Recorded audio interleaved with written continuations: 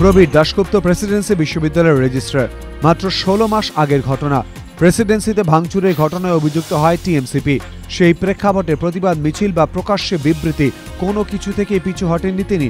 এমনকি সেই ঘটনায় পুলিশ যখন দারোয়ান পাপ্পু সিংহকে জেরা করে তখন অধ্যাপকদের সঙ্গে নিয়ে তিনি পৌঁছে গিয়েছিলেন থানায়। তারপর থেকেই শাসক দলের চক্ষুশূল হয়ে উঠেছিলেন প্রবীর দাশগুপ্ত।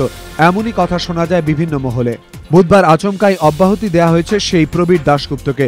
প্রেসিডেন্সির উপাচার্য অনুরাধা লোহিয়া জানিয়েছেন, এদিনই সরকারি নির্দেশ এসে পৌঁছে অবিলম্বে রেজিস্ট্রারকে অব্যাহতি দেওয়ার কথা বলে উচ্চশিক্ষা দফতর।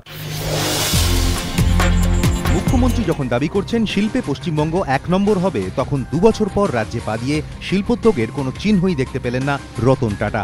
বুধবার কলকাতার একটি অনুষ্ঠানে টাটা গোষ্ঠীর এমিরেটাস চেয়ারম্যানের উদ্দেশ্যে প্রশ্ন ছিল, এ রাজ্যে পরিবর্তনের কোনো ছবি তাঁর চোখে পড়ল কিনা।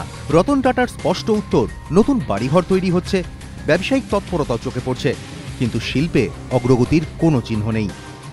শিল্পমহলের একাংশের মতে মুখ্যমন্ত্রী যখন বিনিয়োগ টানতে সিঙ্গাপুর যাওয়ার প্রস্তুতি নিচ্ছেন, তার ঠিক আগে রাজ্যের শিল্প পরিস্থিতি নিয়ে রতন টাটার আক্ষেপ সরকারের পক্ষে যথেষ্টই অস্বস্তিকর। দলের দায়িত্ব নেওয়ার পরই পশ্চিমবঙ্গকে নিজের অগ্রাধিকারের তালিকায় জায়গা দিয়েছিলেন অমিত শাহ। সেই মতোই রাজ্য নেতৃত্বকে চাঙ্গা করে পশ্চিমবঙ্গে দলের ভিত্তি মজবুত করার লক্ষ্যে বাংলায় আসতে চলেছেন বিজেপির নতুন সভাপতি। 6 ও 7 সেপ্টেম্বর শিলিগুড়িতে বিজেপির রাজ্য কমিটির বৈঠকে থাকবেন তিনি। এরপর জনসভাতেও বক্তৃতা করবেন অমিত শাহ। বুধবার কথা জানিয়েছেন বিজেপির রাজ্য সভাপতি রাহুল সিংহ। সেপ্টেম্বরের পর নভেম্বরেও ফের একবার এ রাজ্যে আসবেন লোকসভা ভোটে উত্তরপ্রদেশে বিজেপির অসাধারণ ফলের কারিগর। ধর্মতলায় তৃণমূল প্রতি বছর যেখানে শহীদ দিবস পালন করে, 30শে নভেম্বর সেখানেই উত্থান দিবস পালন করবে বিজেপি। সেই সভাতেও উপস্থিত থাকবেন মোদী শিষ্য অমিত শাহ। বেসরকারি হাসপাতালে প্রৌঢ়ার মৃত্যু, ডেথ সার্টিফিকেটে উল্লিখিত কারণ এনসেফালাইটিস, অথচ তা সত্ত্বেও চিকিৎসকের কথা মানতে নারাজ কলকাতা পুরসভা।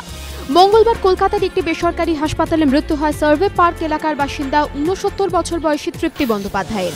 অনিমেষ কর নামে যে চিকিৎসক নাকে দেখছিলেন, তিনি এমআরআই রিপোর্ট দেখে জানান তৃপ্তি বন্দ্যোপাধ্যায়ের মৃত্যুর কারণ এনসেফালাইটিস। ডেথ সার্টিফিকেটেও এনসেফালাইটিসের উল্লেখ রয়েছে। কিন্তু এই খবর পেয়ে তৎপর হয়ে ওঠে কলকাতা পুরসভা। বুধবার সকালেই মৃতার বাড়িতে যায় পুর আধিকারিকদের একটি দল। খতিয়ে দেখে ডেথ সার্টিফিকেট সহ অন্যান্য নথি।